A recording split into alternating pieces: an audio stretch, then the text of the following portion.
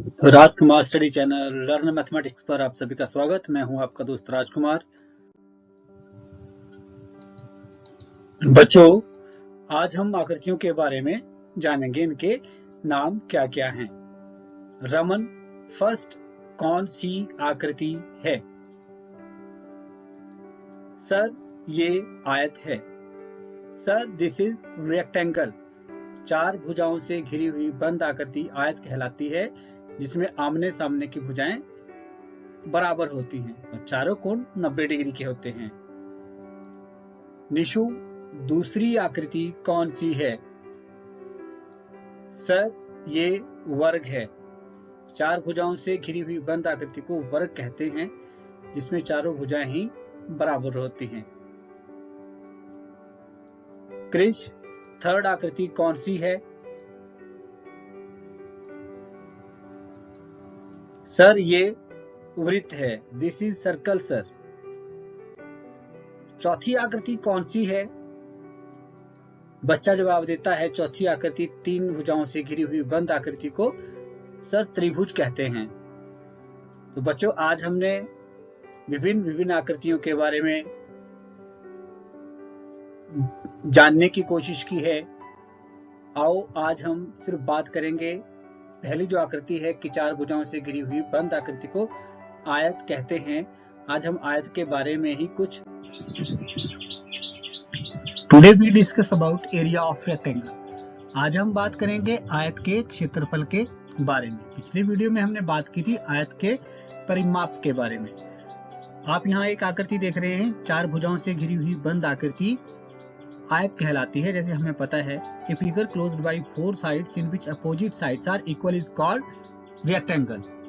तो पहली भुजा L 10 सेंटीमीटर है, दूसरी भुजा L 10 सेंटीमीटर है, तीसरी भुजा B 7 सेंटीमीटर है, चौथी भुजा B ये भी 7 सेंटीमीटर है। तो हमने यहाँ देखा कि आमने सामने की भुजाएं क्या हैं, बराबर हैं और अपोजिट साइड्स आर इक्वल। तो ये कौन सी फिगर हुई? ये आयत हुई।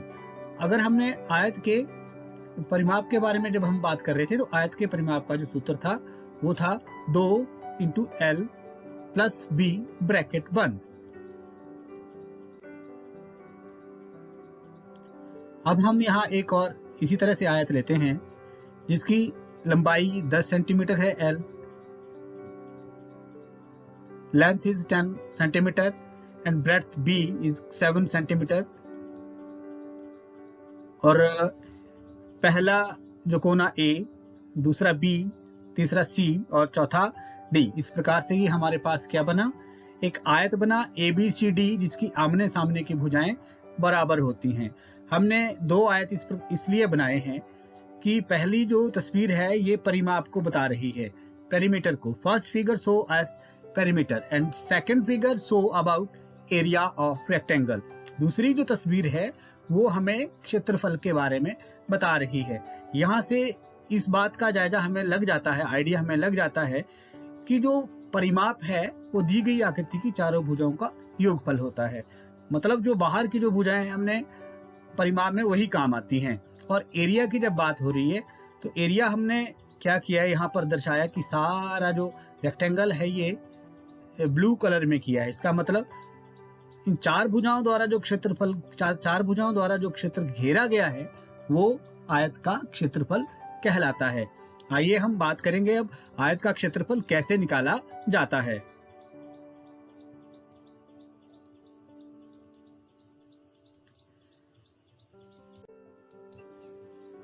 Area of rectangle is equal to length into breadth. This is the formula of rectangle area. आयत का क्षेत्रफल हम निकालेंगे, सूत्र है हमारे पास लंबाई गुना चौड़ाई। एक फिगर है A, B, C and D।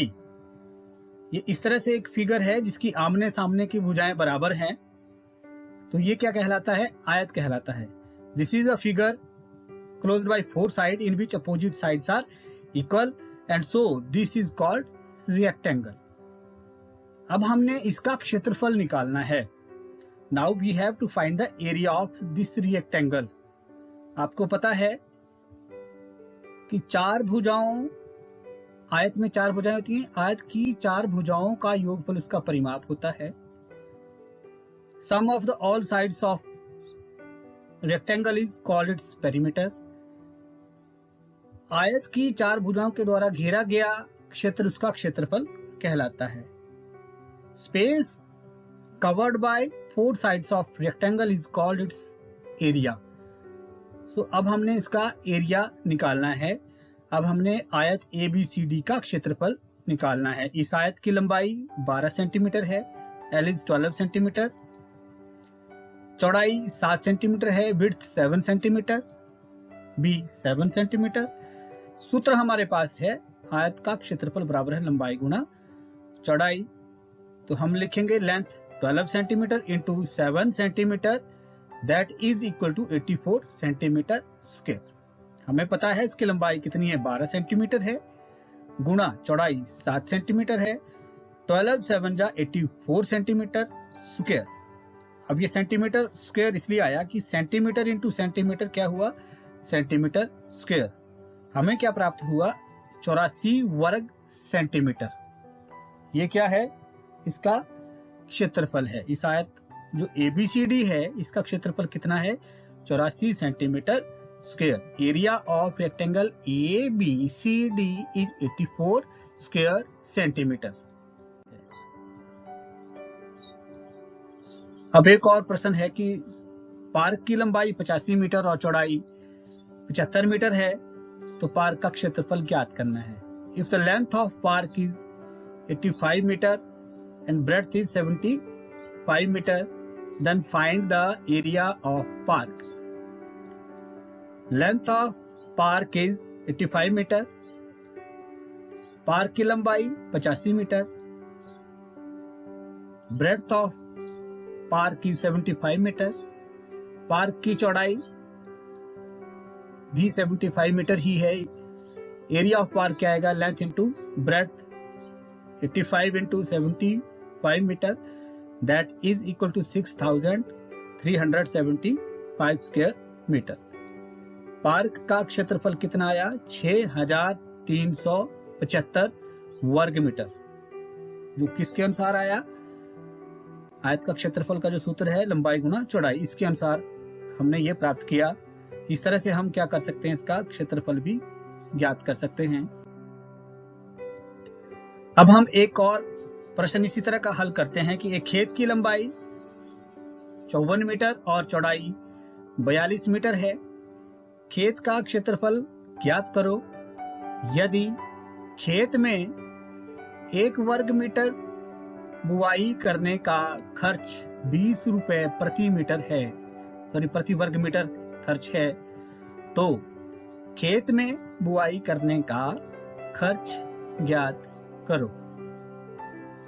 एक खेत की लंबाई 54 मीटर है और चौड़ाई 42 मीटर है। खेत का क्षेत्रफल ज्ञात करना है और इस खेत में 1 वर्ग मीटर में बुआई करने का खर्च है 20 रुपए प्रति वर्ग मीटर, तो खेत में बुआई करने का खर्च फाइंड आउट करना है। खेत की लंबाई 54 metre, length of field is 54 metre, खेत की चौड़ाई 42 metre, breadth of field is 42 metre. खेत का क्षेत्रफल आपको पता है लंबाई गुना चौड़ाई, area of field is equal to length into breadth. तो लेंथ कितनी है, 54 गुना 42 बराबर 2268 मीटर स्क्वायर। अब आपको पता है कि 1 वर्ग मीटर खेत में बुआई करने का खर्च कितना है, 20 रुपए है, दिया है। एक्चुअल में हमने निकालना क्या है, वास्तव में हम निकालेंगे पूरे क्षेत्रफल जो खेत का आया कि उसमें बुआई करने का कितना खर्च होगा, बीज बोने का कितना खर्च आएगा। तो पूरा क्षेत्रफल कितना आया खेत का, 2268 वर्ग मीटर। तो cost of sowing 1 square metre is 20 rupees.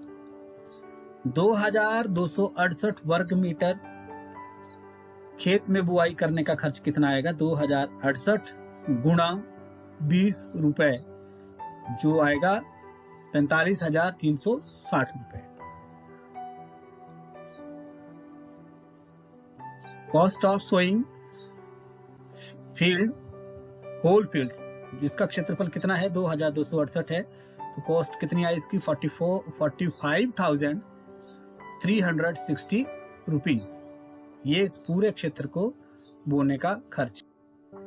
बच्चों, आज हमने आयत के क्षेत्रफल के बारे में पढ़ा और एक दो प्रश्न भी किए। इसी प्रकार से हम और अभ्यास के कई प्रश्नों को हल कर सकते हैं जिसमें आयत का क्षेत्रफल निकाला जाना हो।